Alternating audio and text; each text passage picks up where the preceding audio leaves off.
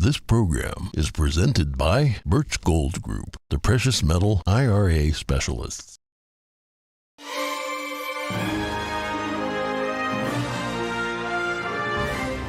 Good morning. In today's headlines, an attack on 2 power substations leaves tens of thousands of people without power in North Carolina. The attack was described as a new level of threat. Georgia's race for U.S. Senate nears the finish line. The runoff election is today. More on what candidates had to say in their final appeals to voters. Arizona Governor-elect Katie Hobbs is in the spotlight again. According to leaked emails, she reportedly had election-related tweets removed last year. The U.S. Supreme Court hears a case involving free speech and same-sex marriage. Find out what justices signaled after 2 hours of arguments. Protests against China's COVID policies continue on campus. Students in Nanjing chant slogans demanding to be allowed to go home.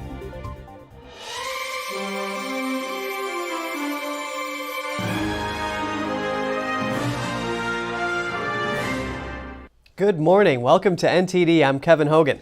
Good morning, I'm Evelyn Lee. Today is Tuesday, December 6th, and we're looking to a county in North Carolina first. There, tens of thousands brace for days without electricity. Authorities say one or more people shot up 2 power substations, and apparently the individuals responsible knew exactly what they were doing. Utility workers investigating the outages found gates broken and gunfire damage to those substations.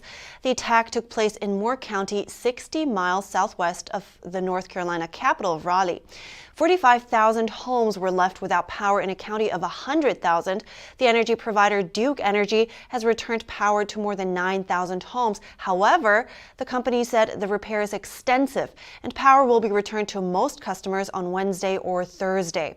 The FBI and U.S. Department of Energy will investigate the shootings and with local and state law enforcement. So far, there have been no arrests and no clear motive. And over in Georgia, the U.S. Senate runoff election is today. Candidates made their last pitches on voters on Monday, to voters on Monday, I should say. The outcome of the close race will determine if Democrats can add to their thin majority in the chamber. NTD's Jeremy Sandberg has more on today's contest. The contest between incumbent Senator Raphael Warnock and Herschel Walker in the battleground state of Georgia has been the most expensive race in this year's cycle. Campaign finance data shows total spending was close to $400 million. Warnock says he's confident of a win, but isn't celebrating yet.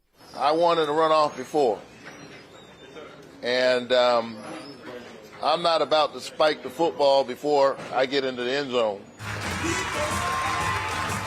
The pro-abortion pastor likened Democrats' progressive push to the contractions of a new birth. You have to suffer through the contractions, knowing that if you keep on pushing, change is always possible. And I don't know about you, in this defining moment in America, I'm ready to keep on pushing. Recent polling shows Warnock with a slight lead within the margin of error over his Trump-endorsed challenger. The former president called into Walker's Monday rally to show his support. A vote for Raphael Warnock is a vote to give Chuck Schumer and the unhinged far-left Democrats total control of the United States Senate. We can't let this happen. Walker used a football analogy to galvanize his base. If we flood the zone by 8 or 9, we'll know who won this contest. Election officials have reported heavy turnout ahead of the runoff. Political experts expect the early vote leaned Democrat. Republicans tend to vote in bigger numbers on Election Day. Vote, vote, vote, flood the polls. Georgia's Secretary of State Brad Raffensperger says a strong turnout is expected on Election Day and that he's worked hard to ensure everything runs smoothly. We've actually already had 80,000 people that voted in this runoff that didn't vote in the fall at all. So that's what you're really seeing is people that were kind of sitting back and watching things are getting engaged in this race. So we think both sides are energized. He says the results will be audited and verified. A Warnock victory could give Democrats an outright majority of 51 seats in the upper chamber and a measure of sway over committees and judicial appointments. A win for Walker would boost Republicans' chances of blocking President Biden's agenda. Jeremy Sandberg, NTD News. Internal email documents from Twitter show that Arizona Secretary of State Katie Hobbs allegedly collaborated with Twitter officials last year. This by flagging accounts for so-called election misinformation. NTD's Daniel Monahan has the story. The revelation comes as Elon Musk and journalist Matt Taibbi late last week demonstrated how the company previously censored conservatives at the urging of the Democrat Party. Kari Lake commented on Tucker Carlson. This thing is going to go so deep that I think people are going to be shocked when they learn the full extent. According to an email on January 7, 2021, the communications director for Hobbs' Secretary of State office emailed the Center for Internet Security, or CIS. It read that they are flagging an unidentified Twitter profile for review under the subject line titled Election-Related Misinformation. A CIS representative later forwarded the message to a Twitter employee saying, "Please see this report below from the Arizona Secretary of State's office. Please let me know if you have any questions." The Twitter employee replied saying, "Thank you. Both tweets have been removed from the service." Meanwhile, Arizona Secretary of State Katie Hobbs, Governor Doug Ducey, and other officials on Monday certified the state's vote canvass. This officially declares Hobbs, a Democrat, the winner in the race for governor. And I just want to once again thank the voters of Arizona. Because of your participation, our democratic institutions thrived. Stay engaged and keep voting. Election officials acknowledged there were mishaps in the November election, but said no one was disenfranchised. Hobbs, meanwhile, said, quote, "Arizona had a successful election. Republican candidates, including Kari Lake, who ran for governor, and Abe Hamadeh, who ran for attorney general, have said they will sue. They had to wait for the certification before they could formally challenge the results in court, and state law says they have 5 days to do so." Here's Lake speaking on the War Room with Steve Bannon on Monday morning. We're ready to go with what we believe to be an exceptional lawsuit, and we believe we will be victorious in that lawsuit. And we'll take it all the way to the Supreme Court if we have to. We will not stop fighting because the people of Arizona were disenfranchised. The candidates say machines malfunctioning in Maricopa County on Election Day led to voters being disenfranchised. Lake, who has yet to concede to her opponent, called the email leaks a conflict of interest, coercion, corruption. The office of Katie Hobbs responded to the allegations. They say the email exchange was taken entirely out of context, adding it has nothing to do with this year's midterm election. The notice read that, quote, "It's the Secretary of State's job to make sure that voters are informed about how to vote and how our election system works. One of the ways we do that is by working to counter disinformation online that can confuse voters." Daniel Monahan, NTD News. In a viral post on Twitter, Kyle Rittenhouse reacted yesterday to the release of the Twitter files by Elon Musk and journalist Matt Taibbi. He wrote that learning about the Twitter files is making him more and more curious. He said he would like to find out if there was hidden censorship regarding his case. Rittenhouse discussed the matter on Fox News. The message I get from it is that they're saying you can go out and riot and attack anybody, and you will have the support from the media and the politicians to do whatever you want and kill innocent people. Rittenhouse was acquitted last year on murder charges during rioting in Wisconsin. After claiming self-defense, he was found not guilty on all charges in a trial where many said he received strongly negative coverage from the media. He was labeled a white supremacist, and many organizations falsely claimed that he illegally transported the rifle he used in the deadly shootings across state lines. The U.S. Supreme Court heard arguments in a case involving freedom of speech on Monday. The plaintiff doesn't want to be forced to express messages not aligned with her faith.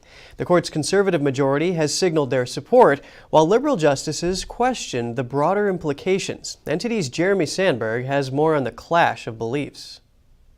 Denver area business owner Lori Smith claims freedom of speech exempts artists from anti-discrimination laws. Her business refuses to provide services for same-sex marriages. The Christian web designer preemptively sued Colorado's Civil Rights Commission and other state officials in 2016, fearing she would be punished. Colorado law bars discrimination based on sexual orientation. Lower courts ruled in favor of Colorado. Smith then appealed for an exemption. Demonstrators from both sides gathered outside the courthouse.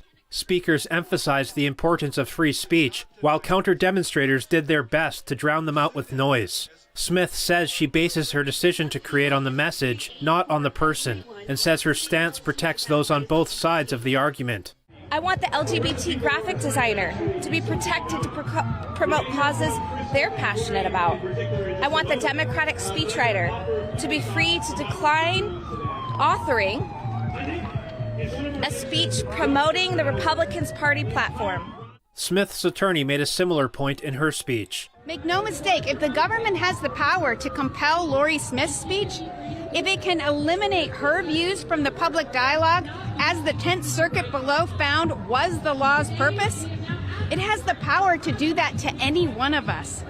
But the government shouldn't have the power to decide what ideas are worthy to express.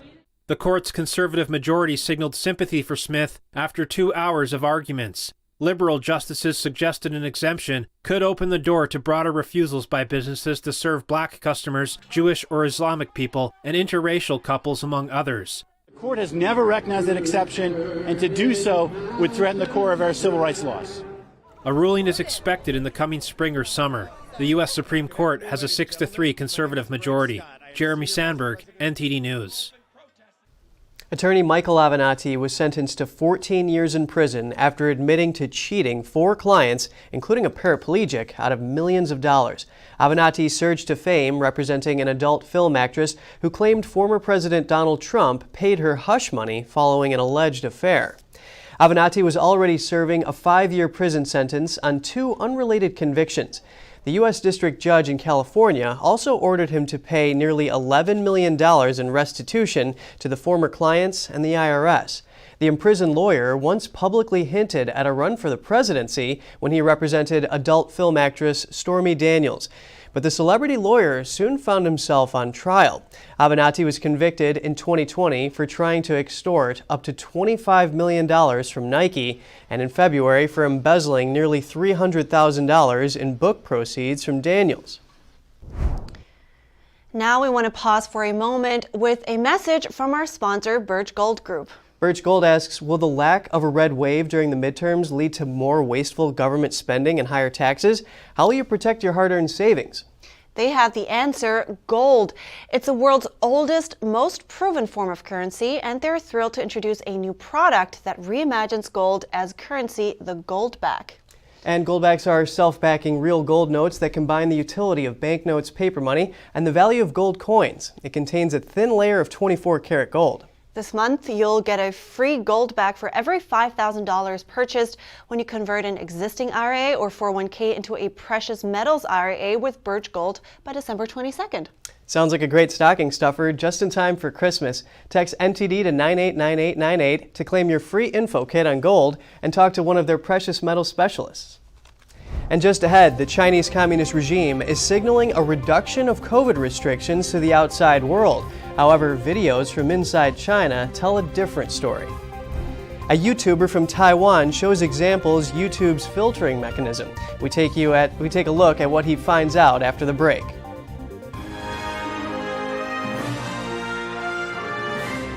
This is Stephen K. Bannon. I urge you to protect your savings from inflation by diversifying into a physical gold IRA from Birch Gold Group. Simply text the word NTD to 989898 and you'll get a free info kit on gold IRAs explaining everything.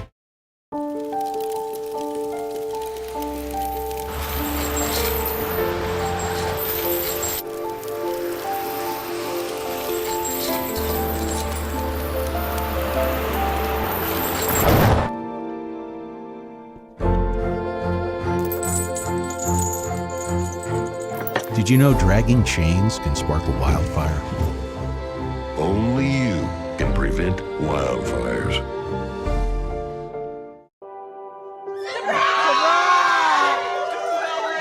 I see the future is really bright for me. The high school diploma is just added to the confidence, and now I feel unstoppable. Find free adult education classes near you at finishyourdiploma.org.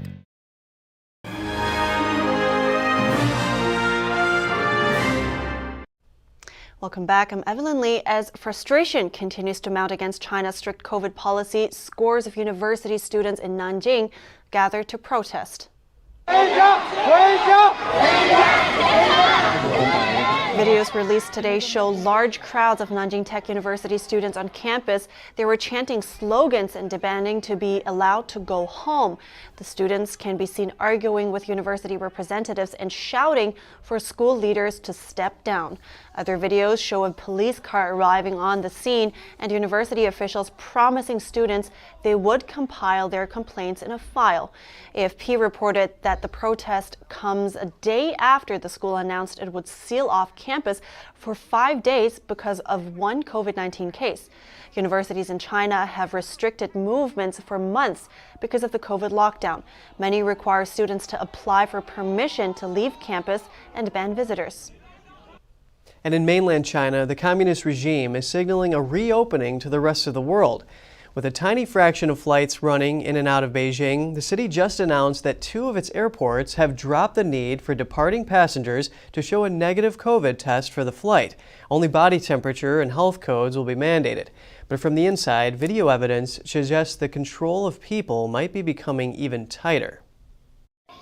A video showing local police hitting a grandmother in front of a child went viral over the weekend. She refused to take a COVID test.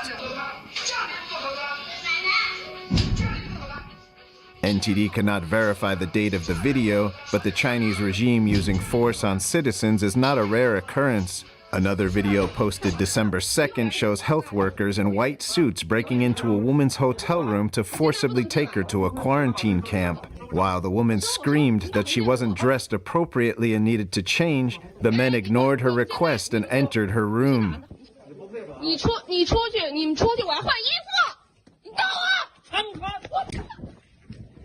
Some Chinese residents cannot help but try to protect themselves using any means. In this video, workers in white suits tried to take a young man away.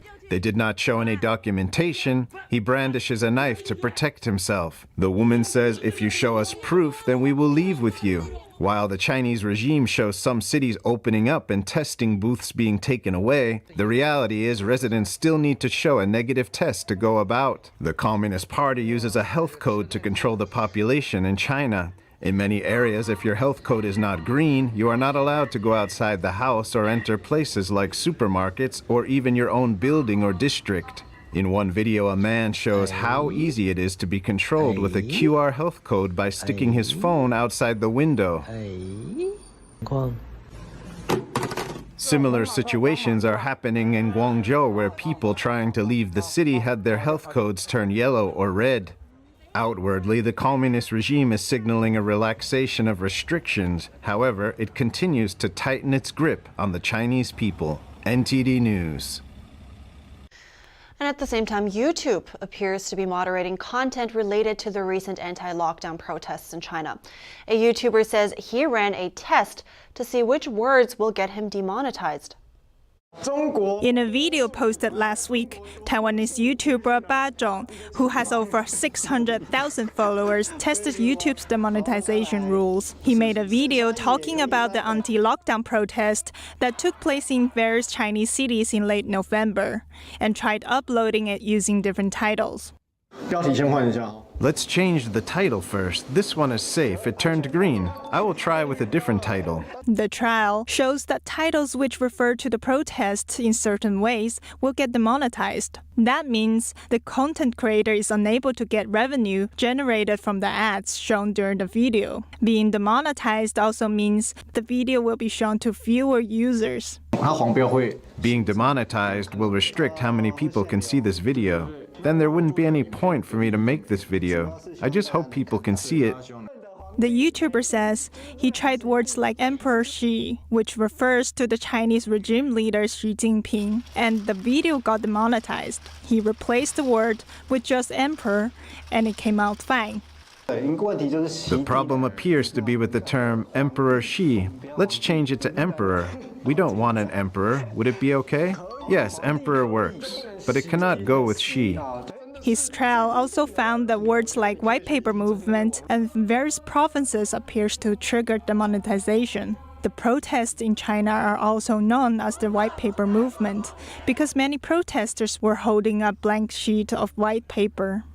The white paper movement takes place in various provinces. It doesn't work. The problem is with various provinces. Various provinces is not allowed. The YouTuber criticized the platform for allegedly moderating contents related to the Chinese regime. His video has generated over 400,000 views in 2 days. If this is a Chinese platform, it would make sense, but this is an American company. YouTube, what are you doing? Don't be kidnapped by the ad providers. YouTube needs to stand up. NTD reached out to YouTube for comment, but didn't hear back before broadcast time. Reporting by Allison Lee, NTD News. I heard that Chinese people cannot access YouTube or Facebook from China because it's blocked by a firewall. Why would YouTube bother to filter the keywords?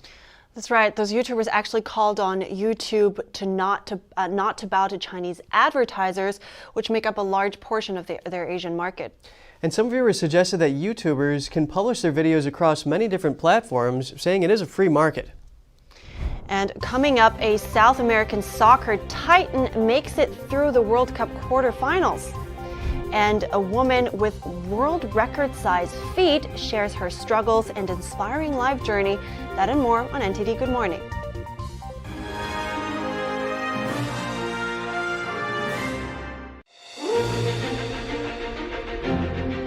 NTD's Capital Report. It's about getting answers, cutting through the fog of politics. It's about your questions and our chances to ask. What is the net impact of the American Carson Graves? Thank you for joining us.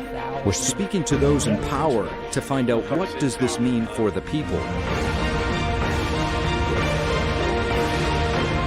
We're here so you're in the know. The lasting beauty of realistic oil painting. Brilliant, expressive, and inspirational.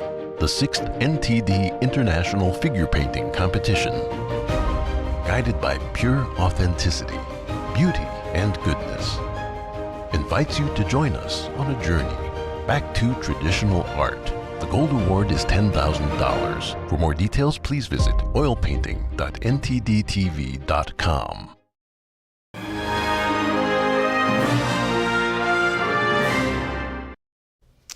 Welcome back. Let's move on to some sports news. Brazil moves on to the quarterfinals of the FIFA Soccer World Cup. The South American powerhouse shredded South Korea in the round of 16. Here's NTD's Flinders Kingsley with the story.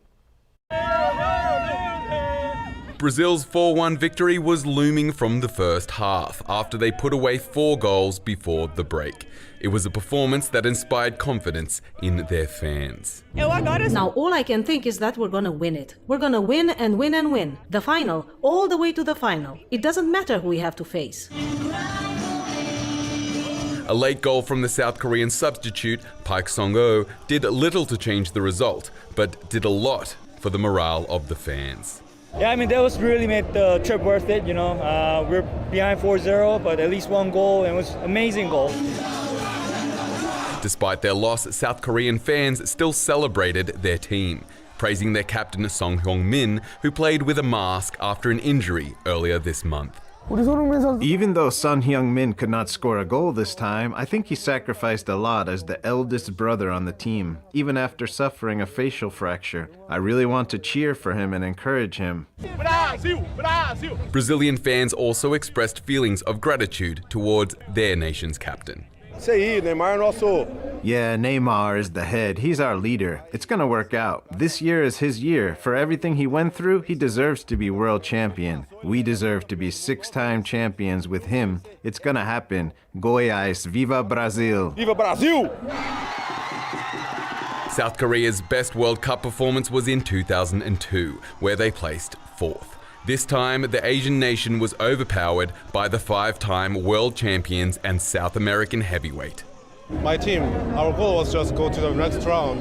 So we achieved our goal, so this is like a bonus game, you know.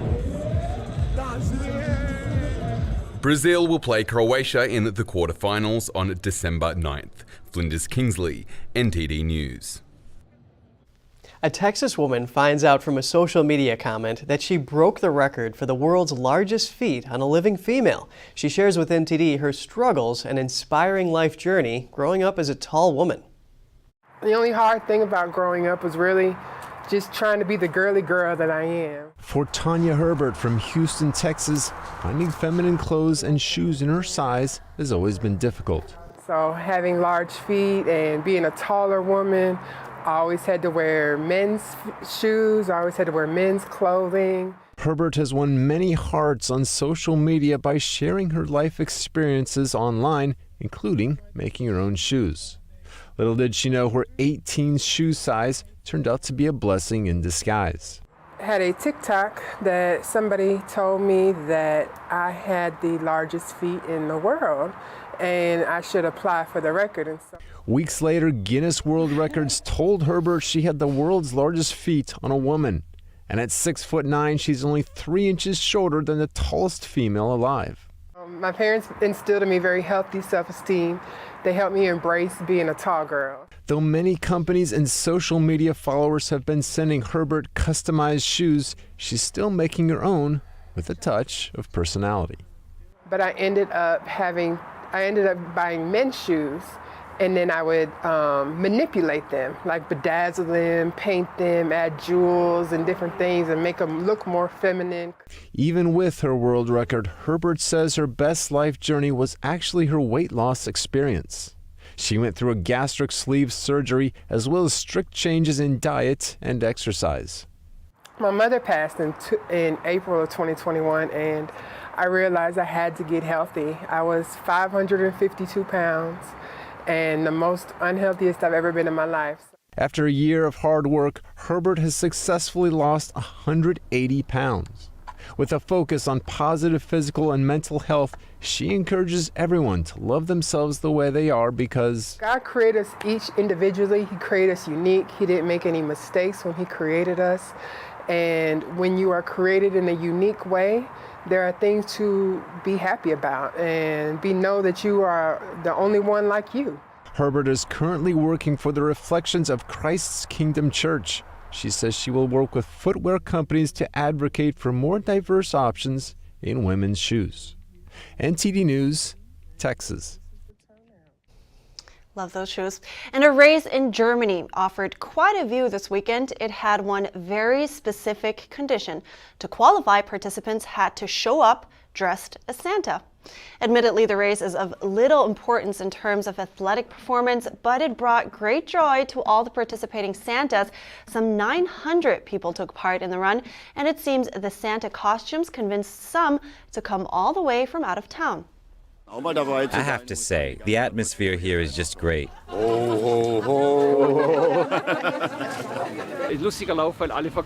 It's a fun run because everyone is dressed up. Lots of red runners around you. It just looks beautiful. If you're lucky, the friendly residents here will hand you a cup of mulled wine halfway to the finish line, and you just have a good time. Hat halt seinen Spaß. This is the 14th time the city organized the Santa race and the first time since the pandemic. It has become a tradition in Michendorf every year on the second Advent.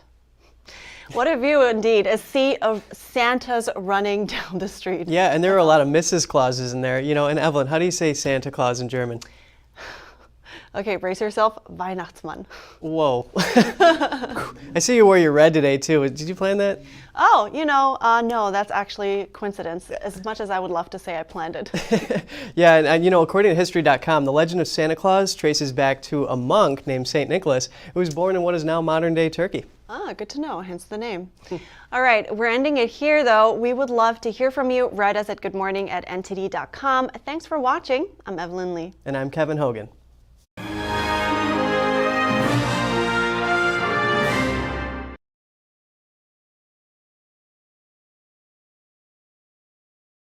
Thanks for watching us on YouTube. Did you know YouTube only keeps selective videos on its platform? So if you want to make sure you get the full picture, just subscribe to our newsletter.